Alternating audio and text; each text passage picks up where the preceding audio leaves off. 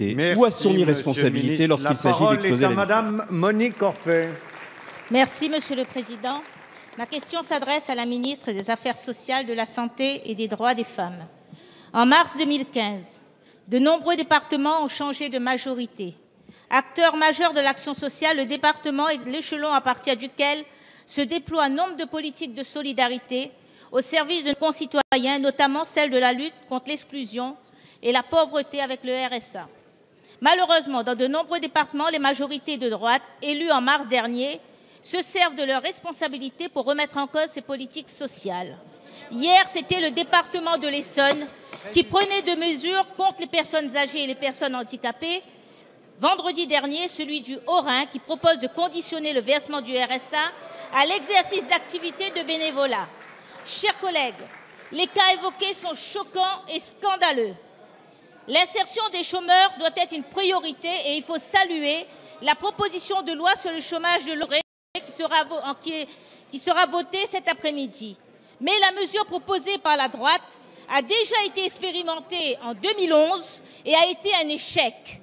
Elle met surtout en évidence la tentation qu'ont certains de démanteler notre système social et de faire reculer la solidarité au nom d'un discours idéologique qui voudrait faire passer les allocataires des grandes prestations sociales pour des assistés. Madame la ministre, mon département compte un grand nombre de bénéficiaires du RSA en raison d'un chômage structurel de masse, ce cancer insupportable, et ce, malgré un secteur marchand dynamique et une croissance supérieure à celle de la métropole.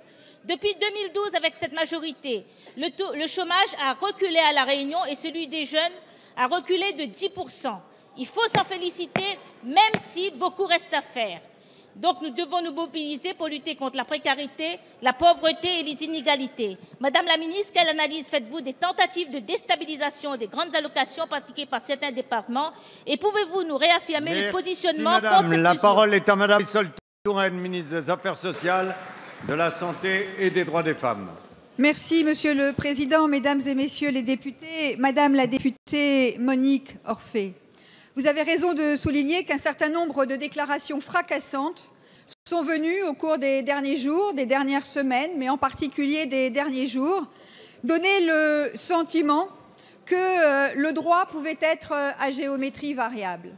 Je veux dire que les propos concernant le Haut-Rhin en particulier, qui ont été tenus, relèvent de la pure gesticulation, de la communication dans le meilleur des cas, mais de la pure gesticulation politique.